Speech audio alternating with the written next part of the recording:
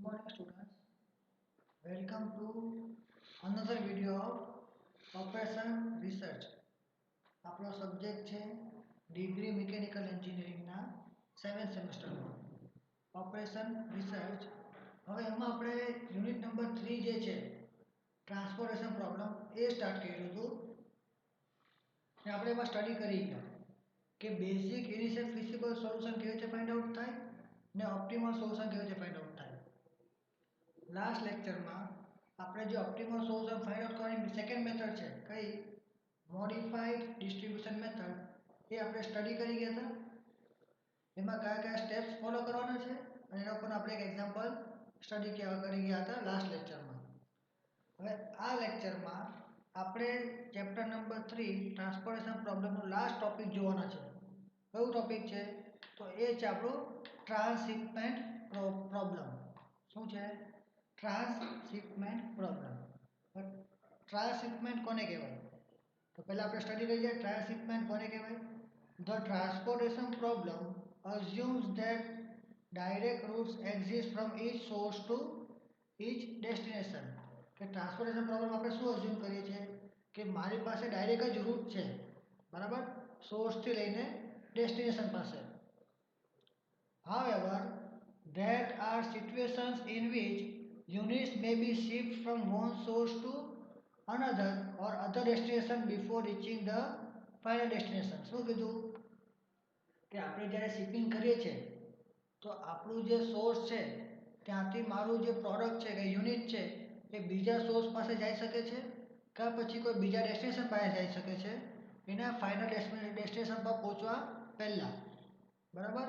તો આવી જે કન્ડિશન આવે કે આપણે એક સોર્સથી બીજા સોર્સ પર જાય પછી ડેસ્ટિનેશન પર જાય કાં પછી એક સોર્સથી કોઈ બીજા ડેસ્ટિનેશન પર ગયું પછી ફાઇનલ ડેસ્ટિનેશન પર ગયા તો આવા જે કેસ આવે એને કહેવાય આપણું ટ્રાન્સશિપમેન્ટ પ્રોબ્લેમ બરાબર.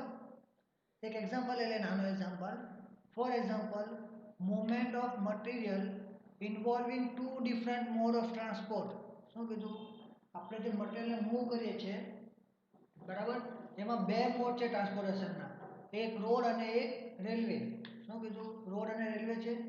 તો પછી શું થાય કે આપણે જે સ્ટેશન્સ કનેક્ટ કર્યા છે બરાબર રોડ અને રેલવે છે ત્યાર પછી આપણે બાય ટ્રેન મોકલતા હોય તો શું થવાનું આપણા ટ્રેનના પાટા બે ટાઈપના આવે, બ્રોડ ગેજ અને નેરો ગેજ બરાબર. એને કહેવાય બ્રોડ ગેજ કે પછી મીટર ગેજ. તો બે સ્ટેશન છે કે જેના વચ્ચે બ્રોડ ગેજ અને મીટર ગેજ છે તો શું થાય એમાં આપણે ટ્રાન્સશિપમેન્ટની જરૂર પડે બરાબર. The transshipment problem is solve using a similar algorithm with a little modification. આપણે જે ટ્રાન્સશિપમેન્ટ પ્રોબ્લેમ સોલ્વ કરવાના છે એમાં આપણે ટ્રાન્સપોર્ટેશન પ્રોબ્લેમ જેવું જ એલ્ગોરિધમ યુઝ કરવાના છે પણ એમાં અમુક આપણે મોડિફિકેશન્સ કરવાના આવે બરાબર. તો ટ્રાન્સશિપમેન્ટ પ્રોબ્લેમ હોય તો આપણે કયા કયા પોઈન્ટ યાદ રાખવા પડે તો points to be noted are first one છે આપણું કે number of source and destination are say M અને એન ઇન ટ્રાન્સપોર્ટેશન પ્રોબ્લેમ. કે ટ્રાન્સપોર્ટેશન પ્રોબ્લેમ હોય તો એમાં નંબર ઓફ સોર્સ અને ડેસ્ટિનેશન કેટલા આવે આપણા એમ અને એન જેટલા. પણ ટ્રાન્સશિપમેન્ટમાં આપણે શું કરવું પડે એમ પ્લસ એન જેટલા સોર્સ લેવા પડે અને એમ પ્લસ એન જેટલા ડેસ્ટિનેશન લેવા પડે. હવે પહેલી પછી if SI ડિનોટ્સ the ith source. શું કીધું એસઆઈ છે આપણને શું બતાવે છે આપણો ith સોર્સ બતાવે છે અને ડીજે શું બતાવે આપણો જે ડેસ્ટિનેશન. ડીજે શું બનાવવાનો આપણો જે ડેસ્ટિનેશન બતાવવાનું છે. Then commodity can move along the routes. તો પછી આપણે કયા કયા રૂટ્સથી આપણે મટીરિયલને ટ્રાન્સપોર્ટ કરી શકીએ છીએ તો માની લો આપણો મટીરિયલ છે તે એસઆઈથી નીકળ્યો અને ડીઆઈમાં ગયો પછી ડીજેમાં ગયો મતલબ કે સોર્સ વનમાંથી નીકળ્યો પછી કોઈ બીજી ડેસ્ટિનેશનમાં ગયો પછી ફાઇનલ ડેસ્ટિનેશનમાં ગયો કાં પછી SI to SJ then DI then DJ મતલબ કે એક સોર્સમાંથી બીજા સોર્સમાં ગયો પછી કોઈ બીજા ડેસ્ટિનેશનમાં ગયો પછી આપણે ફાઇનલ ડેસ્ટિનેશનમાં ગયો કાં પછી એસઆઈ ડીઆઈ પછી ડીજે એસજે અને ડીજે મતલબ કે એક સોર્સમાંથી બીજા ડેસ્ટિનેશનમાં ગયો ત્યાંથી બીજા કોઈ સોર્સમાં ગયો પછી આપણે ફાઇનલ ડેસ્ટિનેશન પર પહોંચી ગયો. એ રીતે બહુ બધા અલગ અલગ કેસ બની શકે છે. The transportation cost from SI to SJ is 0. શું કીધું કે SI થી SJ જવું હોય તો આપણે ટ્રાન્સપોર્ટેશન કોસ્ટ 0 લાગે છે and transportation cost from SI to SJ is differ from SJ to SI. શું કીધું કે આપણે SI થી SJ ગયું તો ટ્રાન્સપોર્ટેશન કોસ્ટ 0 લાગે છે બરાબર. અને બીજું કે આપણે SI થી SJ ગયા એમાં જે ટ્રાન્સપોર્ટેશન કોસ્ટ લાગે છે એ વેલ્યુ અલગ આવવાની છે જો આપણે SJ થી SI જાય ત્યારે બરાબર.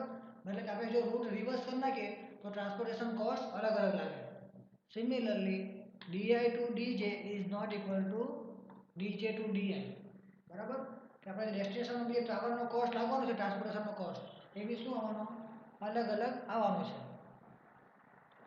In solving the transshipment problem, we must find the optimal solution to the transportation problem. શું કીધું કે ટ્રાન્સશિપમેન્ટ પ્રોબ્લેમ આપણે ફાઇન્ડ આઉટ કરવો હોય તો એના માટે આપણે ટ્રાન્સપોર્ટેશન પ્રોબ્લેમનું ઓપ્ટિમલ સોલ્યુશન પહેલા ફાઇન્ડ આઉટ કરવું પડે બરાબર. પછી લાસ્ટ પોઈન્ટ છે આપણો if feasible solution contains 2m plus 2n minus 1 basic variable. શું કીધું કે આપણું જે બેઝિક ફિઝિબલ સોલ્યુશન છે એમાં 2m પ્લસ 2n માઇનસ 1 જેટલા બેઝિક વેરિયેબલ્સ હોય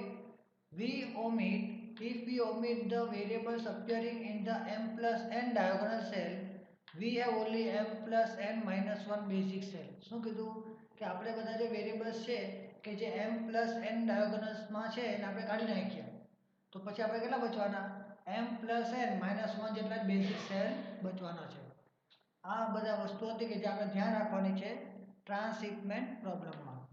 ટ્રાન્સશિપમેન્ટ પ્રોબ્લેમને ડિટેલમાં સમજવા માટે શું કરીએ આપણે એક એક્ઝામ્પલ લઈ લઈએ બરાબર. તો એક્ઝામ્પલ છે આપણો 3.13 કે જે ચેપ્ટરનો બી લાસ્ટ એક્ઝામ્પલ છે બરાબર. એ ફર્મ હેઝ 2 ફેક્ટરી. કોઈ બી એક ઇન્ડસ્ટ્રી છે બરાબર એની પાસે 2 ફેક્ટરી છે 2 ફેક્ટરીઝ છે. The firm is to ship its products from the factories to 3 retail shops. શું કીધું એ કંપની છે એ લોકોએ પોતાની 2 ફેક્ટરીઝમાંથી 3 શોપ છે રિટેલ શોપ એમાં પ્રોડક્ટ્સ શિપ કરવાના છે. The number of units available at factory X and Y are 200 and 300 respectively. બરાબર મારી 2 ફેક્ટરી છે બરાબર એને મેં કીધું X અને Y એ લોકો પાસે અવેલેબલ કેટલા યુનિટ છે 200 અને 300 મતલબ કે X પાસે 200 છે Y પાસે 300 છે. While demand at retail store ABC are 100, 150 અને 250. ને મારા જે રિટેલ સ્ટોર છે એને મેં કીધું ABC એ લોકો પાસે ડિમાન્ડ કેટલી છે તો A પાસે 200 ની છે B પાસે 150 ની અને C પાસે 250 ની. Rather than shipping directly from source to destination, it is asked to investigation the possibility of transshipment. શું કીધું કે આપણે ડાયરેક્ટલી શિપ કરીએ બરાબર ક્યાંથી સોર્સથી ડેસ્ટિનેશન તો આપણે શું કરીએ ડિમાન્ડ કરી કે આપણે પોસિબિલિટી જોવાની છે કે ટ્રાન્સશિપમેન્ટ થવાની પોસિબિલિટી કેટલી છે. Find optimal shipping schedule. શું કીધું કે આપણે optimal shipping schedule find out કરવાનું છે. The transportation cost in rupees per unit are given below in following table. આપણને રૂપીસ મતલબ કે આપણે ટ્રાન્સપોર્ટેશન કોસ્ટ આપેલા છે અલગ અલગ માટે બરાબર. બધા આપણે જે સોર્સથી રિટેલ શોપમાં મોકલવાના છે એના માટે બધા માટેના કોસ્ટ આપેલા છે. કઈ કઈ વસ્તુ આપેલી છે કે આપણે જો ટ્રાન્સપોર્ટેશન કરીએ x થી x બરાબર કે મતલબ કે S1 થી S2 સોર્સ 1 થી સોર્સ 1 પર આપણે ટ્રાન્સપોર્ટેશન કરીએ તો કેટલો કોસ્ટ છે 0 કોસ્ટ છે બરાબર. પછી x થી y માટે કેટલું છે 8. સેમ રીતે y થી x માટે કેટલું છે 6 અને y થી y માટે કેટલું છે 0 બરાબર. પછી x થી a જવું હોય તો 7 બરાબર. x થી a કરવું હોય ટ્રાન્સપોર્ટેશન તો 7 છે. x થી b કરવું હોય તો 8 અને x થી c કરવું હોય તો 9. સેમ રીતે y થી a માટે 5 y થી b માટે 4 અને y થી c માટે 3 બરાબર. પછી નીચે આપેલા છે આપણને a b c રિટેલથી બીજી બધી જગ્યાએ તો જુઓ રિટેલ થી x બરાબર એટલે a થી x કેટલું છે 7 a થી y નો કેટલો છે 2 પછી b થી x નું 1 b થી y નું 5 c થી x નું 8 અને c થી y નું 9. સેમ રીતે બધા માટે આપેલા છે બરાબર. આ ટેબલમાં બધાના ટ્રાન્સપોર્ટેશન કોસ્ટ આપેલા છે તો આપણે આનું સોલ્યુશન ફાઇન્ડ આઉટ કરવાનું છે. તો સોલ્યુશન જોઈ જાય The number of unit available at x અને y are 300 plus 200. શું કીધું કે નંબર ઓફ યુનિટ કેટલા પાસે મારી પાસે x અને y પાસે 200 અને 300 ને ડિમાન્ડ કેટલી છે એબીસી પર 100 150 અને 250 બરાબર. The maximum amount which can be transported through a factory or retail store is the total supply and total demand. अब मैक्सिमम में કેટલું ટ્રાન્સપોર્ટ કરી શકું એ કેટલું છે મારી પાસે તો મારું ટોટલ સપ્લાય કે પછી ટોટલ ડિમાન્ડ જેટલું થવાનું मतलब કે n equal to 500 unit. Note padi, if all these 500 units are not transported through a factory or retail store, then the remaining unit will play the role of dummy.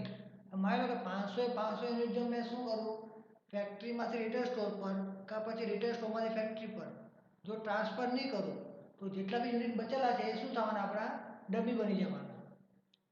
The transshipment table is shown in table 13.2 where 500 units has been added to the supply and demand at factory and retail store કે retail અને ફેક્ટરીમાં બરાબર જે આપણા units છે તે શું કર્યા આપણે 500 એડ કરેલા છે તો શું થવાનું કે આપણે જે x વાળો લાઈન હતી કઈ x ની લાઈન એમાં શું આપ્યા હતા કોસ્ટ આપ્યા હતા આપણને એમાં આપણે 500 ને એડ કરી નાખ્યા એટલે શું થઈ ગયું 200 પ્લસ 500 બરાબર સપ્લાય પાસે શું કર્યું આપણે 500 ને એડ કરી નાખ્યા. સેમ રીતે આપણી જે x ની જે રો છે એમાં બી શું કર્યું સપ્લાયમાં આપણે 500 ને એડ કરી નાખ્યા. સમજ પડી. પછી a અને b અને c આ કોલમ છે a b અને c એમાં ત્રણેય જગ્યાએ આપણે શું કર્યા 500 ને એડ કરી નાખ્યા એટલે કેટલું આવ્યું 600 650 અને 750 બરાબર. સમજ પડી. આપણે 500 કેમ એડ કર્યા એવા ટોટલ 500 આપણે મોકલવાના છે એના માટે બરાબર. પછી આપણે જોયું તો અહીંયા a b અને c માં બી શું કર્યું 500 500 બધે એડ કર્યા છે બરાબર. એટલે કે બધા ડિમાન્ડમાં અને બધા સપ્લાયમાં આપણે શું કરવાનું છે 500 ને આપણે ટોટલ જે ડિમાન્ડ છે એને ને ટોટલ સપ્લાયને એડ કરવાનું છે. First we will solve this problem as ordinary transportation problem. હવે આપણી જે પ્રોબ્લેમ છે એને શું કરશું આપણે સાદા ટ્રાન્સપોર્ટેશન પ્રોબ્લેમ તરીકે આપણે સોલ્વ કરવાનું છે. Then this problem will be as in table 113.3. તો આ ટેબલ કયું બનાવવાનું કે જેમાં ખાલી બે સોર્સ છે અને ત્રણ ડિમાન્ડ છે કા ડેસ્ટિનેશન છે. તો initial feasible solution by Vogel's approximation method is as under. તો વીએમ મેથડ આપણે યુઝ કરીને શું કર્યું છે અહીંયા પ્રોબ્લેમનું સોલ્યુશન ફાઇન્ડ આઉટ કર્યું છે ટ્રાન્સપોર્ટેશન કોસ્ટ ફાઇન્ડ આઉટ કર્યો. ચલો તો સોર્સ કેટલા છે બે સોર્સ છે x અને y અને ડેસ્ટિનેશન કેટલા છે a b અને c છે. તો પહેલા આપણે શું કરવું પડે રો પેનલ્ટી અને કોલમ પેનલ્ટી ફાઇન્ડ આઉટ કરવી પડે. તો રો પેનલ્ટીમાં બે મિનિમમ કોસ્ટ કયા છે તો 7 અને 8. તો 8 - 7 કેટલું પેનલ્ટી આવ્યું પેનલ્ટી આવી 1 બરાબર. પછી સેકન્ડ રો માટે શું છે 3 અને 4 તો એના માટે પેનલ્ટી કેટલી આવવાની 1 આવવાની. પછી કોલમમાં જોવો તો કોલમમાં કેટલી પેનલ્ટી છે 2 4 અને 6. તો હાઈએસ્ટ પેનલ્ટી કઈ છે 6 છે. તો 6 વાળી પેનલ્ટી વાળું જે કોલમ છે એમાં આપણે મિનિમમ કોસ્ટ વાળો કયો છે તો આ સ્ક્વેર કયો છે મિનિમમ કોસ્ટ છે બરાબર. તો હવે આપણે આમાં અલોકેશન કરવું પડે. તો ડિમાન્ડ લોએસ્ટ કરીએ 20 250 તો 250 આપણે અહીંયા અલોકેટ કરી નાખ્યું અને આમાંથી 250 માઇનસ કરી એટલે કેટલું બચવાનું 50 બચવાનું. ને આપણી જે આ કોલમ છે તે કોલમ ડિલીટ થઈ જવાની પછી ખાલી આટલું જ બચવાનું. તો આના માટે શું કરવાનું છે હવે આપણે રો પેનલ્ટી અને કોલમ પેનલ્ટી ફાઇન્ડ આઉટ કરો. તો રો પેનલ્ટી મળવાની 1 1 અહીંયા મળશે 2 અને 4. તો પછી આપણે શું કરવાના આ વાળા રોને કોલમને સિલેક્ટ કરવાના. મિનિમમ કયો બચવાનું આપણું સપ્લાય 50 નું એટલે આપણે 50 ને અલોકેટ કર્યા પછી શું થવાનું આપણી આ જે રો છે તે કેન્સલ આઉટ થઈ જવાની એટલે ખાલી આ બે બચ્યા. પછી આ બેમાં આપણે શું કરવાનું છે આપણા બચેલા યુનિટ્સ છે એનો આપણે અસાઇન કરી નાખીએ એટલે આપણે બોલવાનું 100 અને 100. સમજ પેલું વીએમએમથી કઈ રીતે સોલ્યુશન મળ્યું. હવે આમાંથી આપણે ટોટલ કોસ્ટ ફાઇન્ડ આઉટ કરીએ તો ટોટલ કોસ્ટ કેટલો આવવાનો બધા એલોકેશનનું એડિશન વિથ કોસ્ટ. તો by VM penalty in column C is maximum unit 250 are allocated to yc. પછી penalty in column B is maximum so unit 50 allocated in yb and remaining units are allocated in xa અને xb. તો transportation cost કેટલો આવવાનો આપણો 100 into 7 plus 50 into 4 plus 250 into 3 કેટલું આવવાનું 1650. તો transportation cost મળી ગયો ટોટલ આપણને કેટલો મળ્યો 1650. હવે આપણે વીએમથી સોલ્યુશન મળી ગયું. Now for transshipment problem. હવે ટ્રાન્સશિપમેન્ટ પ્રોબ્લેમ માટે શું કરવું પડે? Can be obtained by push 500 unit on diagonal with VM solution. આપણે જે વીએમ સોલ્યુશન છે એમાં જે ડાયાગોનલ હતું એ ડાયાગોનમાં આપણે શું કરવાનું છે 500 યુનિટ એલોકેટ કરવાના છે બધામાં. તો આપણને શું મળવાનું? તો આપણને નવો ટેબલ મળવાનો આયરો ટેબલ. જેમાં શું કર્યું કે જેટલા બી ડાયાગોનલ છે બધામાં શું કર્યું આપણે 500 યુનિટ એલોકેટ કર્યા છે. દેખાયું? પછી આપણે શું કર્યું u1 u2 u3 u4 u5 ને v1 v2 v3 v4 ને v5 બધીની વેલ્યુ કેલ્ક્યુલેટ કરી જેમ આપણે મોડી મેથડમાં કેલ્ક્યુલેટ કરી ગયા હતા એ રીતે. બરાબર? સમજ પડી કેવી રીતે કેલ્ક્યુલેટ કરેલી છે? તો આપણે જે ઉપર મેથડ ભણી ગયા હતા મોડી મેથડ એના રીતે આપણે કેલ્ક્યુલેટ કરેલી છે. હવે આપણા જે એમ્પ્ટી સેલ છે મતલબ કે જેમાં આપણે એલોકેશન નથી કર્યું એ બધા સેલ્સ છે એના માટે શું કરવું પડે? આપણે ઓપ્ટિમેલિટી કન્ડિશન ચેક કરવી પડે પહેલા. જે એલોકેશન્સ કર્યા એમાં આપણે ઓપ્ટિમેલિટી કન્ડિશન ચેક કરીએ તો year there are total allocation 9. કેટલા એલોકેશન કરેલા છે આપણે? 9 એલોકેશન કર્યા છે કે જે કન્ડિશનને ફૂલફિલ કરે છે. કઈ? m+n-1 જેટલી કન્ડિશનને. તો આપણું શું છે કે આપણી કન્ડિશન સેટિસ્ફાઈ થઈ ગઈ. તો આપણે શું કરીએ ઓપ્ટિમમ સોલ્યુશન પાસે આપણે જઈ શકીએ છીએ. તો નાવ વી વિલ એપ્લાય મોડી મેથડ કે જેમાં આપણે u અને v ની વેલ્યુ કેલ્ક્યુલેટ કરી. પછી આપણે યુઝ કરવાનું છે Cij ની ફોર્મ્યુલા યુઝ કરી ને u1 અને v1 ને બધી વેલ્યુ આપણે વેરિયેબલ્સથી કેલ્ક્યુલેટ કરી લીધી. હવે આપણે કેલ્ક્યુલેટ કરવાનું છે નેટ કોસ્ટ ચેન્જ. બરાબર? તો નેટ કોસ્ટ ચેન્જ કઈ રીતે ગોતવાનું? તો Pij ની વેલ્યુ ફોર્મ્યુલા કઈ આવશે? Pij જેટલા બી ઓપન સ્ક્વેર છે બધામાં ફોર્મ્યુલા મૂકવાની છે. કઈ? Pij is equal to Cij minus ui plus vj. બધી ઓપન સ્ક્વેરમાં ફોર્મ્યુલા મૂકો ને net cost change value find out કરો. તો આપણે જોઈ શકીએ છીએ કે બધા જે કોસ્ટ છે આપણા નેટ કોસ્ટ બધી વેલ્યુ કઈ આવી? પોઝિટિવ આવેલી છે. દેખાય? આપણા જેટલા બી ઓપન સ્ક્વેર હતા બધા માટે કઈ વેલ્યુ આવી? પોઝિટિવ વેલ્યુ આવેલી છે. મતલબ કે here all the values are positive. So optimal solution is reach. કે આપણે ઓપ્ટિમલ સોલ્યુશન મળી ગયું.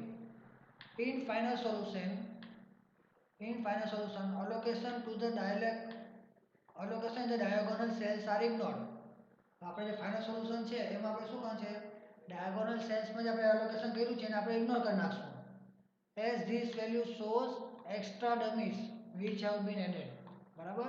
આપણને શું મળવાનું? ઓપ્ટિમલ સોલ્યુશન મળી જવાનું ને આપણે ડાયાગોનલ સેલ્સ છે એને ઇગ્નોર કરી નાખવાનું. આ હતું આપણું ટ્રાન્સશિપમેન્ટનો પ્રોબ્લેમ. બરાબર? આના સાથે આપણું ચેપ્ટર કમ્પ્લીટ થાય છે. હવે આવતા લેક્ચરમાં આપણે નેક્સ્ટ ચેપ્ટર સ્ટાર્ટ કરવાના છે ચેપ્ટર નંબર 4. હવે આ ચેપ્ટરમાં જો કોઈને બી ડાઉટ હોય કે પ્રોબ્લેમ હોય મને કોન્ટેક્ટ કરો, મેસેજ કરો, કોલ કરો. બરાબર? આ વિડીયોને લાઈક કરો, શેર કરો, ચેનલને સબસ્ક્રાઇબ કરો. Thank you for watching this video.